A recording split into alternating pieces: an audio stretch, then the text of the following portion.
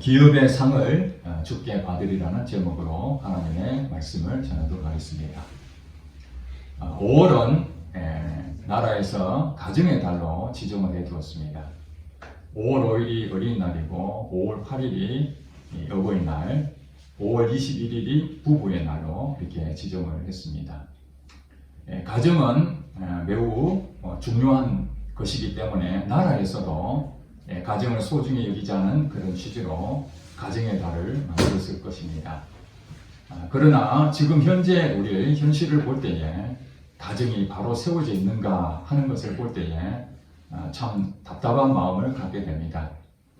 가정은 여러 가지 이유로 해체되고 있고 저출산, 또 미혼주의, 고령화 사회로 접어드는 현재에 이 가정이 바로 서지 못함으로 인해서 나타나는 심각한 부작용들이 우리 사회에 만연하고 있습니다.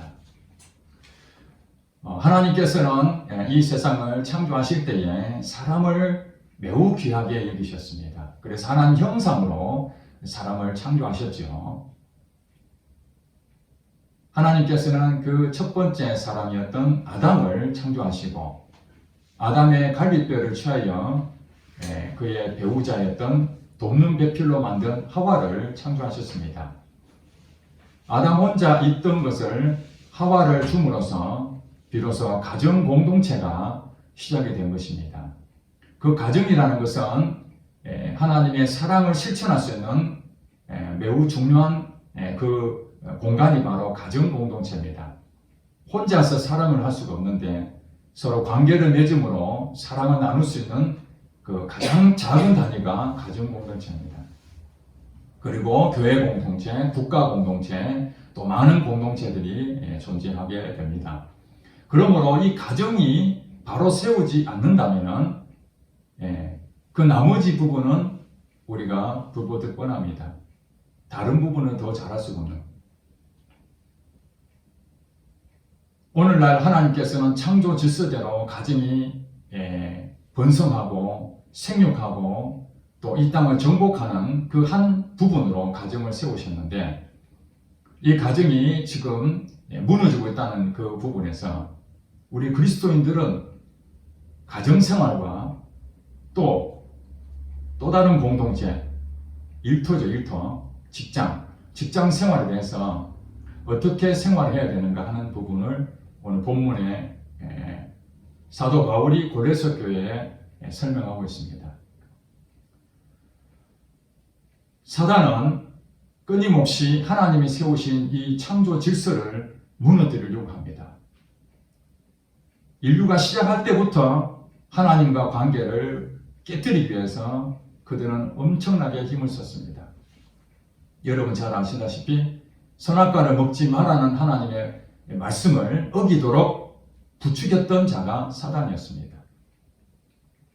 창조 질서를 깨뜨린 것은 하나님과 사람의 관계를 깨뜨리게 만든 것이죠.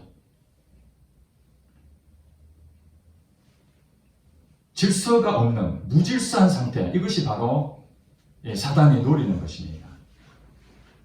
하나님께서도 이 세상을 창조하기 전에 우리의 상태가 어떻게 했는가? 혼돈과 공허와 흑암 가운데에 존재하고 있었다. 그렇게 말씀하고 있습니다. 한마디로 무질서한 곳에서 성령이 그 수면 위에 운행하시면서 하나님의 말씀으로 질서로 바꾸신 것입니다.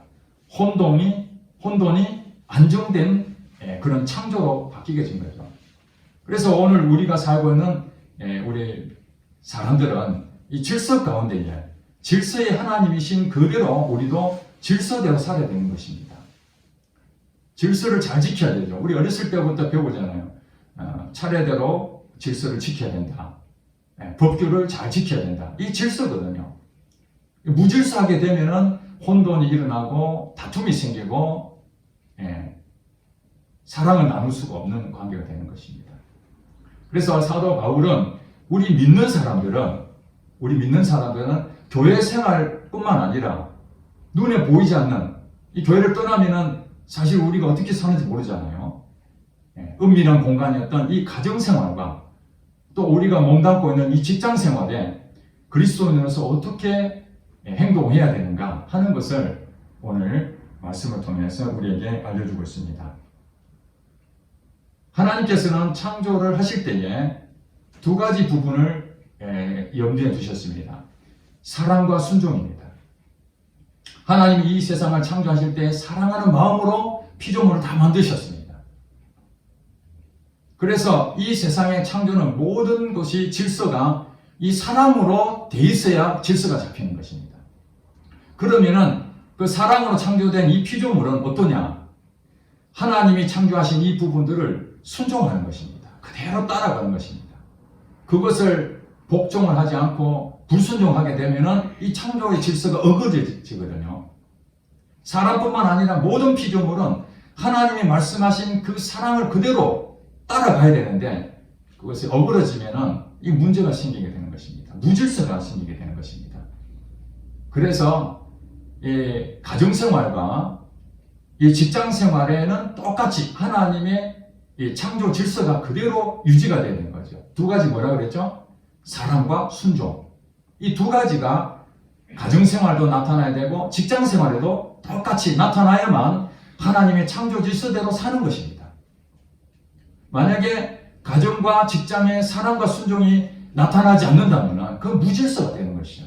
창조 질서를 깨뜨리는 거예요. 이것이 바로 죄라는 것이고 오늘 본문에 보니까 불이라고 그렇게 말하고 있습니다. 불의하다.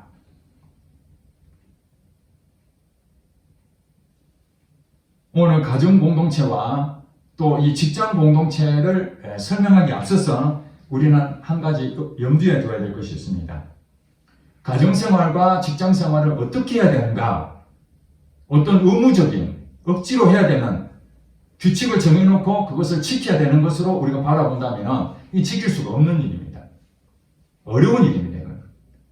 이 세상적인 방법으로는 어느 정도 개선할 수 있을지 모르지만 하나님이 원하시는 이 창조 질서대로 가정생활과 직장생활을 하는 것은 불가능한 일입니다.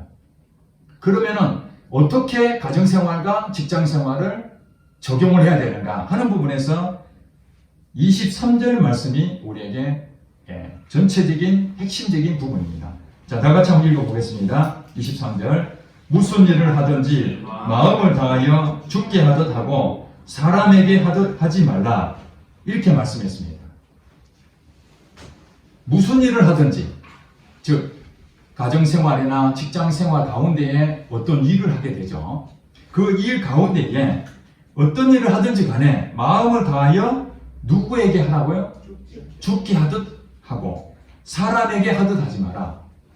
그 안에서 가정과 직장에 서로 관계가 맺어졌잖아요.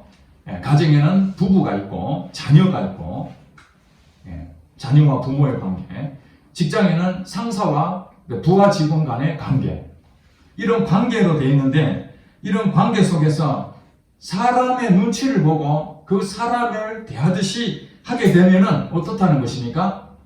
그건 절대로 이것을 지킬 수가 없는 것입니다. 창조 질서대로 살 수가 없다는 것입니다. 분명한 사실은 그 관계 속에서 그 상대가 주님이다, 나의 주인이다 이렇게 여기라는 거예요. 이해가 되시죠? 어떤 일이든 간에 무슨 일이든 간에 마음을 다하여 외적으로는 잘 대하는 것이 보이지만 마음으로는 안 할 수가 있습니다.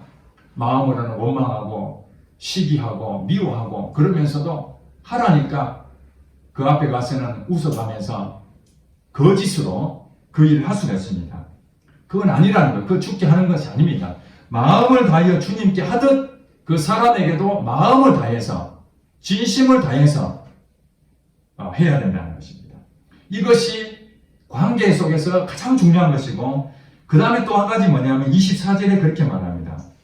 왜 사람에게 하지 말고 죽게 하듯 모든 일을 하라고 그렇게 말씀하시는가? 그 24절에 이렇게 말씀하십니다. 다 같이 읽어보겠습니다. 이는 기업의 상을 주께 받을 줄 아나니 너희는 주 그리스도를 섬기느니라. 아멘. 바로 이것을 우리가 왜 사람에게 하듯 하지 말고 모든 일을 마음을 다하여 주님께 하듯 하라고 하느냐? 그것이 바로 24절에 정확하게 설명하고 있죠. 바로 바로 주인 대신 예수님이 내게 보상해 주시기 때문에 그렇다는 거예요. 그 사람에게 뭔가 기대하지 마시라는 거예요. 내가 아내한테 잘해주고 남편한테 잘해주고 직장 상사한테 잘해주고 내 밑에 있는 부하 직원한테 잘해주면은 그들이 내한테 무엇인가 해줄 것이라 그런 생각으로 대하지 말라는 거예요. 그렇게 해서 배신당하는 일이 얼마나 많습니까? 여러분 다 겪었잖아요. 내가 100% 해주면 상대방이 나한테 100% 해줍니까? 그런 경우가 드물잖아요. 나는 마음을 다해서 최선을 다했는데 상대방은 알아주지 못하고 오히려 오해하고 다 잘해줬는데 한 가지만 잘못해도 마음을 상해버리고 이런 일이 비일비재하잖아요. 그러면 우리 마음이 어떻습니까? 해봐야 필요가 없네. 내가 상대를 위해서 내가 모든 걸 다 섬겼는데 돌아온 것이 아무것도 없구나. 실망이 되는 것이죠. 그러니까 사람에게 상을 받으려고 하면 안 된다는 거죠. 누구에게 받을 걸 생각하라고요? 바로 그 주인이신 예수님을 통해서 우리에게 복을 주신다는 거예요. 여러분들이 직장생활, 가정생활 하는 그 모든 일을 누가 볼까요? 아무도 안 봅니까? 여기 있는 우리 교회 다니는 사람들은 직접 직장에도 안 가보고 가정에도 안 가보니까 어떻게 사는지는 모를 수도 있지만 하나님은 우리가 어디 가든지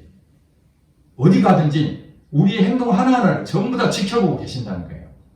그러니 마음을 다해서 상대방에게 최선을 다하고 있다면 그 사람이 안 알아주더라도 하나님은 그걸 다 보고 있다가 어떻게 하신다는 겁니까? 기업의 상을 주신다는 거예요. 바로 이것이 바로 예수 그리스도를 섬기는 자가 모든 관계에서 질서의 하나님대로 순종하는 또 사랑을 베푸는 그런 일이 된다는 것이죠. 여기에 대한 것을 여러분들이 가지고 이제 사도 바울이 교회 성도들한테 그리스도인들이 어떻게 가정생활과 직장생활을 해야 되는가 하는 걸 구체적으로 말하고 있는 내용이 오늘 고린도서에서 3장 18절부터 나오게 됩니다. 그 첫 번째가 가정 공동체에서 아내들에게 말하는 것입니다. 18절에 아내들아 남편에게 무엇하라? 복종하라. 이는 주 안에서 마땅하니라. 그렇게 성경이 말하고 있습니다. 우리 여성분들은 아내 되신 분들은 마음이 좀 불편하시죠? 이 구절 보면은 아니 지금 시대가 어느 시대인데 남편한테 복종하다니 지금 시대는 남편이 버림당할까봐 지금 두려워 떠는 그런 시대에 와 있습니다. 큰 소리 칠 수 없는 상황입니다. 아내 말을 잘 들어야 됩니다. 남편은 개 바로 밑에 위치밖에 안 된다고 그렇게 지금 얘기하고 있습니다. 그런데 남편에게 복종하라. 이 성경 말씀은 도저히 받아들이기가 어려울 것입니다. 그러나 여기서 말하는 부분을 잘 이해를 하셔야 됩니다. 어쩔 수 없이 억지로 의무적으로 하라는 그런 의미로 받아들이지 마시고 이것이 사실은 똑같은 내용이 에베소서에 나옵니다. 이 본문 골로새서 내용이 에베소서 5장에 나오는데 아내들아 남편에게 복종하기를 주께 하듯 하라 이렇게 설명이 되어 있습니다. 처음에 제가 말씀을 드렸죠. 가정생활과 직장생활의 가장 중요한 부분을 사람에게 하듯 하지 말고 주께 하듯 하라. 즉 지금 말하는 것은 아내들아 남편에게 복종하라는 것은 남편을 주님으로 생각하고 하라는 것이지 말도 안 듣고 남편이 내한테 잘해준 것도 없고 늘 힘들게 하는 그 남편한테 복종하라고 생각하면 그게 복종이 안 되는 것이죠. 여기서 남편이라는 것은 지위를 얘기하는 거예요. 지위. 남편의 지위를 가지고 있는 수많은 남자들이 있잖아요. 수많은 남자. 그 남자들이 가지고 있는 성향은 각각 다릅니다. 마음이 여린 사람도 있고 강한 사람도 있고 의지가 강한 사람도 있고 성격이 까칠한 사람이 있고 부드러운 사람이 있고 남편의 지위를 갖고 있는 그 남자들이 가지고 있는 상황은 모두가 다릅니다. 모두가 다 다르지만은 딱 한마디로 그 지위를 가진 남편에 대한 것을 얘기하고 있는 것입니다. 그러니까 지금의 내 남자를 생각하면 됩니다. 남편이란 지위를 갖고 있는 내 남자에게 복종하라. 이렇게 생각하면은 이 복종이 안 되는 것입니다. 지위를 말하는 것입니다. 남편이란 그 지위가 무엇이냐? 바로 가정 공동체에 권위를 주신 지위라는 거예요. 남편이란 권위. 이 권위에 인정을 하는 것입니다. 그 권위를 인정하지 않는다면 질서가 안 되는 거예요. 하나님이 이 세상을 창조했는데 인간이 하나님이 뭐야? 하나님이 해준 것이 무엇이 있어? 내가 이렇게 어려운데 하나님은 이 사람을 만들어 놓고 이렇게 살도록 하면 되겠어요? 하고 따진다면 지금 아까 말하는 하나님이라는 그 신의 권위를 인정하지 않는 것이죠. 이게 복종할 수 없는 것입니다. 하나님이 내게 좋은 걸 주시든 내게 벌을 내리시든 그게 관계없이 하나님이라는 그 존재, 그 권위 앞에 내가 무릎을 꿇는 것이 이것이 복종이라는 것이에요. 그 복종을 사람의 눈으로 생각한다면 복종할 수가 없습니다. 그러니까 남편의 그 위치를 주님이다. 그렇게 생각하고 하라는 것이죠. 자, 그러면은 여기서 볼 때에 아내들아 남편에게 복종하라. 이는 주 안에서 마땅하다. 그렇게 설명했는데 남편들에게는 또 뭐라고 얘기합니까? 아내를 사랑하며 괴롭게 하지 말라. 이렇게 설명했습니다. 남편들은 아내를 사랑해야 된다. 하나님께서 창조 질서를 말씀하셨죠. 사랑과 순종이라는 것. 만드신 하나님으로부터 비롯된 그 모든 것은 사랑으로 공급이 됩니다. 그 만들어진 거기 하나님으로부터 나온 것들은 모두 다 하나님의 사랑으로 만들어졌기 때문에 그 다음에 어떻게 됩니까? 순종이 당연한 거예요. 그러니까 즉 말해서 에베소서에는 아내와 남편에 대한 관계를 예수 그리스도와 신랑이죠. 예수 그리스도 신부인 우리 성도 교회를 서로 관계로 설명하고 있습니다. 예수님이 우리의 머리다. 신랑이시다. 그리고 우리 성도들, 우리 교회는 예수님을 신랑으로 모시는 신부라는 거예요. 아내인 거예요. 아내. 아니, 내가 남자인데 무슨 그게 아니라 영적인 의미를 말하는 것입니다. 영적인 의미로. 예수님과 나하고 한 몸이라는 한 몸. 그러니까 신랑의 말을 듣잖아요. 우리가. 그분은 하나님이시기 때문에. 그 관계를 지금 설명하고 있는 것입니다. 그래서 하나님으로부터 나온 모든 부분에서 하나님은 우리를 사랑하는 것이죠. 사랑합니다. 반대로 그 사랑을 받는 우리는 순종하는 것이죠. 그래서 아담은 하와를 사랑하는 것이고 하와는 아담에게 순종하게 되는 것이죠. 관계가 그렇게 되어 있어요. 왜냐하면 하와가 아담으로부터 빚어졌잖아요. 거기서 나왔잖아요. 그러니까 질서에 대한 부분에서는 하나님으로부터 우리가 나왔잖아요. 그러니까 하나님은 우리를 사랑하고 우리는 순종하고 또 아담이 먼저 생겼는데 아담의 뼈를 통해서 갈비뼈를 통해서 하와를 만들었으니까 당연히 아담으로부터 나왔으니 아담은 자기로 나온 하와를 사랑하고 하와는 거기서 비롯됐으니까 남편인 아담에게 순종하는 그 관계를 말하고 있는 것입니다. 그리고 자녀와 부모의 관계가 있죠. 자녀와 부모 관계. 자, 20절에 보니까 자녀들에게 먼저 얘기합니다. 모든 일에 부모에게 순종하라. 이는 주 안에서 기쁘게 하는 것이다. 똑같은 얘기입니다. 부모를 통해서 자녀가 나왔잖아요. 그러니까 부모는 자녀를 사랑합니다. 여러분 아시죠? 부모는 자녀를 무한정으로 사랑하게 되어 있습니다. 그러면 부모를 통해서 나온 자녀는 마땅히 부모에게 순종하는 것이 당연한 거예요. 거기서 나왔기 때문에. 이게 다 연결되는 거죠. 다 나왔으니까. 또 예배소서에 보면은 자녀들에게 부모에게 대해서 오늘은 이 골로새서는 순종하라 나왔는데 에베소서에는 공경하라 이렇게 나와있어요. 공경하라. 순종하는 것이 공경하는 거죠. 마음을 다해서. 어제 어버이날이었지 않습니까? 어버이날인데 그냥 어버이날 왔으니까 부모님 용돈이나 드리고 내 할 일 다 했다. 이것이 아니잖아요. 그동안 우리가 자녀로서 성장하기까지 참 피와 땀을 흘리면서 우리를 입히시고 먹이시고 우리를 길러주신 그 은혜를 생각하고 마음에 담긴 그 마음으로 부모의 위로하고 또 감사하는 마음을 표하는 그런 것을 하라고 어버이날을 만들었잖아요. 딱 그날만 하라는 게 아니잖아요. 1년 12달 우리가 그런 마음을 살아야 되는데 하도 안 하니까 그날이라도 지정해서 다시 한번 생각해보자고 그날을 정해놨잖아요. 그것을 하나의 행사로 치르면 안 되는 것이죠. 그런데 하나님께서는 순종하는 사람들에게, 공경하는 이 자녀들에게 복을 주신다고 했습니다. 주 안에서 이 기쁜 일이다. 여러분 하나님이 기뻐하신 일을 하고 싶습니까? 그러면 여러분 자녀라면 부모를 공경해야 됩니다. 에베소서에 보면 똑같은 내용이 부모에게 공경하는 자에게 네가 잘되면 이 땅에서 장수할 것이다. 이 복을 주셨어요. 네가 잘될 것이다.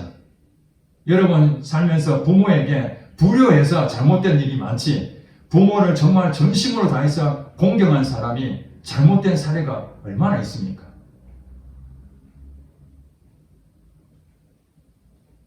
그리고 21절에 아비들아, 이 부모 얘기입니다. 아비들아, 너희 자녀를 노엽게 하지 마라.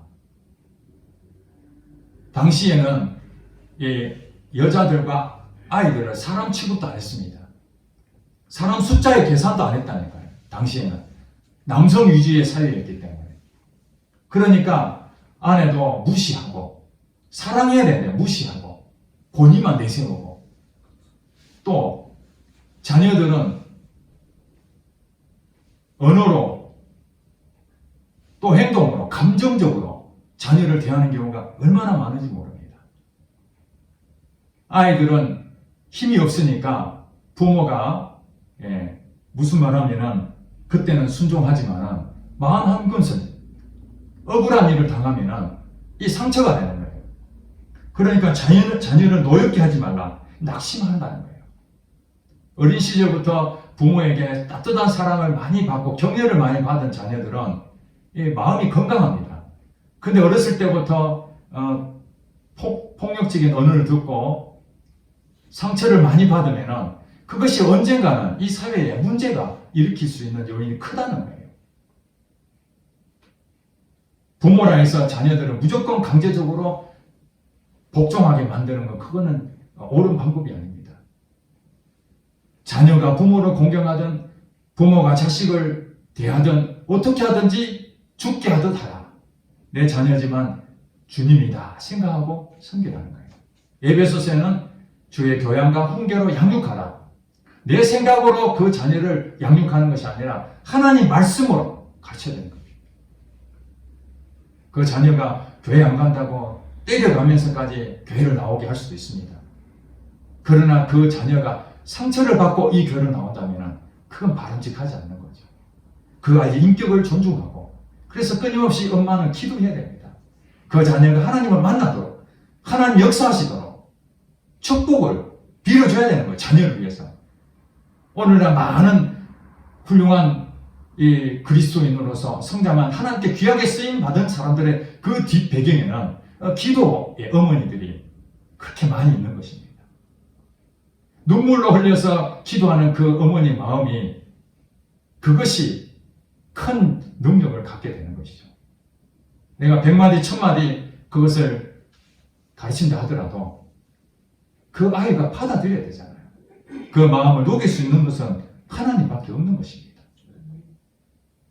그리고 직장생활도 우리에게 말하고 있습니다.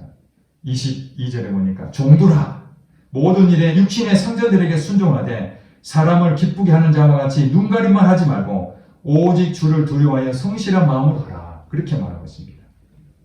주인과 종의 관계입니다. 상전.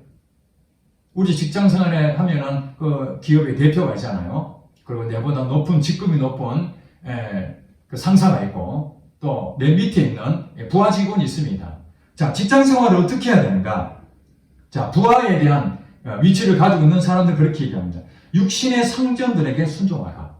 왜냐하면 이 기업에 대한 부분에서 하나님께서 이 질서를 세워줬잖아요. 대표, 조직도로 보면은 위에서부터 이렇게 권위를 주었잖아요. 그 권위에 순종하라는 것입니다. 사람에게 순종하는 것이 아니라 그 지위를 가지고 있는 그것을 권위를 인정하는 그게 순종하는 거예요. 그 대표가 얘기하고 대표가 하는 것에 대해서 그게 권위를 인정해 줘야 되는 거지. 내 생각은 다르다고 대표하고 다투고 싸우고 뛰쳐나가버리고, 저도 직장 생활하면서 상사하고 부딪히는 직원들이 굉장히 많습니다. 그래서 좋은 회사인데 안 맞아서 다른 회사로 가버린 경우가 얼마나 많은지 모릅니다. 우리 예수 믿는 사람들은 어떻게 해야 되는가? 그 지위를 줬다면 그 지위, 권위를 인정할 줄 알아야 되는 거예요. 이것도 마찬가지입니다. 대표를 위해서, 직장 상사를 위해서 우리는 기도해야 됩니다. 우리는 직장을 하나님께서 주신 것은 단순하게 생계 유지를 하라고 주신 것만이 아닙니다. 그곳에 복음을 전하는 사명이 우리에게 있는 거예요. 그러니까 예수 믿는 사람들은 직장에서 그대로 드러납니다. 저 사람 말과 행동하는 하나하나를 안 믿는 사람들은 말은 안 하지만 다 보고 있습니다. 저 사람은 진짜 예수 믿는 사람이구나. 저 사람은 교회는 다니는데 우리보다 못하구나. 금방 압니다. 우리가 거기에서 하나님이 파송된 선교사라는 사명을 우리는 명심을 해야 됩니다. 그렇다고 해서 그 사람들을 잘 보이려고 여기 말씀했잖아요. 사람을 기쁘게 하는 자와 같이 눈가림만 하지 말고 오직 주를 두려워하여 성실한 마음을 하라. 직장 상사나 직장 부하나 모든 사람들에게 주님께 하듯이 하라고 말씀한 것입니다. 눈가림만 해서는 안 되는 겁니다. 사람은 다 합니다. 그 순간적으로는 좋은 말 하니까 나를 기쁘게 하는, 그러나 나중에 알고 보니까 자기를 욕하고 이런 부분 하면은 얼마나, 우리도 그렇잖아요. 다툼이 없고 서로 사랑을 나누는 그 공동체를 하나님께서는 이제 들어가서 내 부하 직원에게는 사랑을 베풀어야 되는 것이고, 내 상사에게는 순종의 법을 배워야 되는 것입니다. 그게 질서 있는 직장 생활이라는 거예요. 상전들에 대해서도 말합니다. 내가 대표가 되고 내가 상사가 되면 그 사람은 어떻게, 4장 1절에 보니까 상전들아 의와 공평을 종들에게 베풀지니 너희에게도 하늘의 상전이 계심을 알지어다. 내가 회사 사장이라 해가지고 내 직원을 마음대로 하면 안 되는 것입니다. 내 위에 누가 있다고요? 하나님이 계신 거예요. 그러니까 내가 사업을 해서 대표가 된다 할지라도 그 종을 내 마음대로 하는 것이 아니라 하나님의 말씀대로 이 종들을 죽게 하듯 그렇게 대해야 되는 거예요. 의와 공평을 다해서 대해야 되는 거예요. 이 기업하는 사람들은 바로 거기서 이 종들이 저분은 하나님을 진실히 믿는 분이구나, 그렇게 아는 것이죠. 교회에서는 열심으로 잘 섬기는데 직장 생활에 가면은 그 생활이 엉망이고, 가정에 가면은 그 생활이 엉망이라면은 그 하나님이 다 보시는데 어떻게 그 사람에게 기업의 상을 주시겠어요? 복을 받을 수가 없다는 것입니다. 그래서 사도 바울의 결론을 말합니다. 25절에 불의를 행하는 자는 불의의 보응을 받으리니 주는 사람을 외모로 취하심이 없느니라. 이 불의를 행하는 자가 누굽니까? 창조 질서를 깨뜨리는 자를 말하는 것입니다.